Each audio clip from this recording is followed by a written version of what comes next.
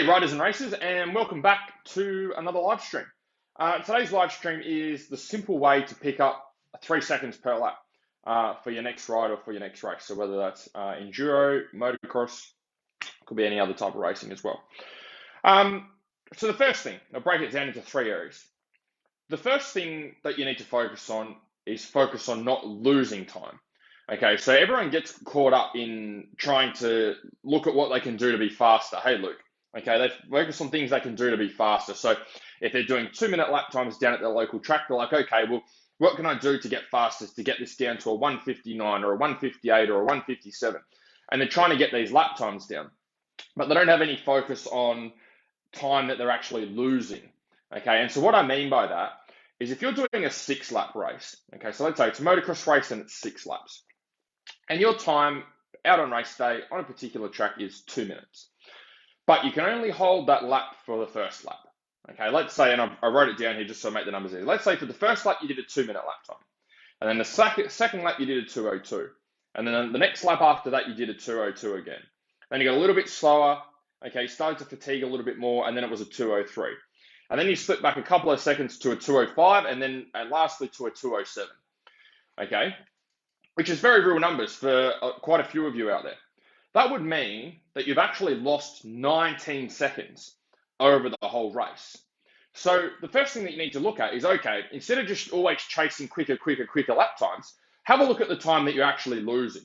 Because at the end of the day, being fast is one thing, but being fast consistently is another. So you need to be able to have a look at how much time you're actually losing, and then why are you losing that time? For the majority of you, if you've got the speed there, the thing that's slowing those lap times up for you is fatigue. So you're getting tired, you're making shitty decisions, you're getting arm pump, you can't hang on, your legs are getting tired, you're getting out of breath, you can't concentrate as well, you're making silly mistakes, okay, running off the track, missing lines, you're not doing lines as smoothly as what you were in the start. And that's what's causing your lap times to be slightly slower. And it's hardly noticeable, hey Leo, at the start, it's hardly noticeable. But when you go and have a look at the lap time sheet, you can see it. It's like as you keep riding, as you keep racing, you're slowly getting slower and slower and slower and slower and slower. And lap to lap, that's not that different. Like this example I just gave you, it might be like a 1 or 2 second difference between each lap. But when you accumulate that over your fastest lap to your slowest lap, that's where we got a big difference. So 19 seconds, like if you just got rid of the fatigue component and you could be more consistent, even if you just kept yourself between a 2-minute lap time and a 2:01 or 2:02 and had a much smaller bracket, then you're going to get a lot of that 19 seconds back. And that's what's going to allow you to get the best results, okay, out on race day. Actually get the end result, because at the end of the day, the speed is not the most important thing. The consistency with the speed is what's going to get you the results. That's what's getting you the trophy at the end of the day, or the outcome that you're after. So eliminate fatigue. Do some training, do some fitness work, get a coach, watch some YouTube videos, do things to eliminate fatigue so you can be more consistent. Second thing is isolating weak skills. So if you have weak skills, like for example, you're really shit at ruts, then have specific training to get better at ruts. Okay, and this is something that I did really poorly with my riding and racing is when I'd go and practice, I'd just go and practice and just ride the bike, right? I would just go there and chuck laps and have fun. And a good day's worth of riding or racing was how much petrol did you get through? How many laps did you do in a practice day? And at the end of the day, that's going to help you at the start if you've only just started riding. But you're going to get to a point where that doesn't really help you anymore. And you just plateau out and you still stay the same. And this is where you need to isolate your weak skills. So go and have a look at your riding and reevaluate and go, okay, what are the things that I'm really not good at? Or what are the tracks I really don't like and I really don't look forward to? And find out why. Maybe it's hard pack tracks. Okay, maybe it's tracks with lots of ruts. Maybe it's tracks with big jumps. Maybe it's sandy tracks. Maybe it's really rough tracks. Find out what it is that your weakness is, and then put a targeted plan together to eliminate that weakness. So if you're really shit at ruts, okay, and that's the thing you really hate at the track and the thing that you really don't like, and you don't like them because when you go into them, you slow down too much beforehand and you always get off balance, and the front wheel always wants to get out of the rut and jump to another rut, and you can never feel confident leaning the bike over and all those sorts of things, then go and work on ruts, okay? Find some skills. Either go find a riding coach to work with, and find some drills that you need to work on that you can use in your own time. Go on YouTube and have a look. Or if you've already been to, you've done coaching and you know what drills to do, you're just not doing them, then start doing them. Every time you go for a ride, use the first 15 minutes to eliminate that weakness. So if it's ruts, first 15 minutes of every ride that you go for, go and do something that's going to help you with ruts. Go and do figure eights, go and ride on a rut track, go and put a few tires out in the car park, okay, and ride around them. Obviously, if you're allowed to ride in the car park, or if there's a really ruddy section of the track, maybe just go and practice that one section of the track and cut the track if you can to isolate that area, okay, because that's how your riding's going to get better. Your riding will always be limited by your weakest link. That's the thing that needs the most work. Third thing is you need to be able to do both of these consistently, okay? So if you're not working on eliminating fatigue and you're not working on developing your skills and making them a lot better, then they're always going to be a problem and they're always going to be hindering what you're doing. So you can't just work on skills one time and then work on fatigue another. You have to be working on both of these together and both increasing them. Because the faster you ride, the more fitness you're going to need. Okay, the more fitness you've got, the more you can ride. Okay, which means you can develop your skills quicker. So we want to make sure that we've got both of these columns slowly moving up together.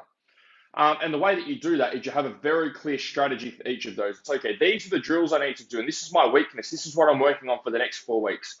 And same with fitness-wise and reducing fatigue. These are the things I need to work on. This is what I'm focusing on. This is what my training is going to look like for the coming months, okay, or coming 4-week block. So, common mistakes that I see. First one is, as I spoke about already, people focus on gaining so much that they just forget about losing time. Okay, everyone's all about getting a faster bike and a better setup, okay, and riding harder and doing that, and that stuff's definitely important. But just put equal attention onto what you're losing as well, because often there's a lot more to be gained from just not losing time than there is from gaining, right? So like we talked about for a race here, it's going to be much easier to work on trying to not lose 19 seconds than it is to gain 19 seconds per lap. Okay, so you're going to get a lot better gains and a lot better progress a lot quicker for the amount of work that you have to put in by just focusing on not losing time as much as gaining. Second thing is there's no strategy for their skills work. So again, a lot of riders and racers do what I do or would do what I did, which is go and ride and just bike time. Okay, the way that you get more out of your bike time is you're very specific, okay, and deliberate about what you spend your bike time doing. So not all of us have all day, every day to go and ride. Okay, and a lot of you watching this probably aren't in that boat. Okay, you might go riding, say, once a week or once every couple of weeks. You only have a limited amount of time, but the way you're going to get ahead of everyone else and make more progress than everyone else is by just targeting and lasering in on the things that you need to work on with your riding. Okay, instead of just riding for the sake of riding.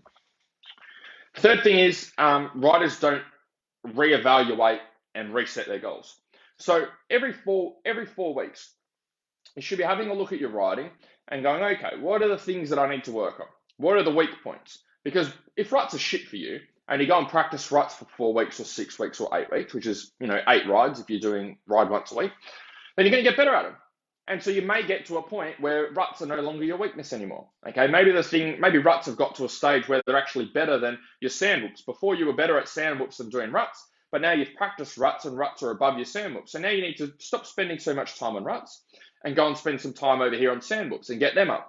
And then the next thing will be there. It might be big jumps, whatever it is. And that's what you're constantly working on. It's always just finding that thing that's at the bottom and making sure that we're elevating them so that you don't have any weaknesses there. So to recap, summary, focus on not losing time. Okay, gaining time is important, yes, but focus on not losing time. For a lot of you, you're going to gain a lot more from just not losing time rather than trying to chase gaining time all the time. Second is isolate your weak skills to make sure that you can gain time. And get quicker as well. And then third is you need to work on both of those consistently. Okay, it's making sure that we're elevating both of those all the time, week to week, day to day. We should be going, what are the things I can do to elevate, to reduce the amount of fatigue and time I'm losing? And what are the things I can do to make sure I'm gaining time? And then that's how you're going to make progress and improve your riding and racing overall and gain more than 3 seconds per lap. Okay, if you're looking at this 19 seconds here, that's a little bit more than 3 seconds per lap that you're going to be saving simply by just focusing on not losing time. So if you would like some help with this stuff, with improving your riding, and you want to help eliminating the weaknesses that you have in your riding and more so in the fatigue side. Okay, so if you would like some help to stop losing time, you want to get those 19 seconds back and be more consistent with your lap times through a race, and you're able to commit to 3 training sessions each week, and you can ride once per week, then consider applying to jump on our next intake. If that is you, I'll put a link below in the comments, and it'll ask you a couple of questions about what you're working towards with your riding, and then I'll give you a quick call and see if you need some help or not, or see if I can help you or not. So anyway, hopefully you guys enjoyed this video, and I will chat to you guys soon. See ya.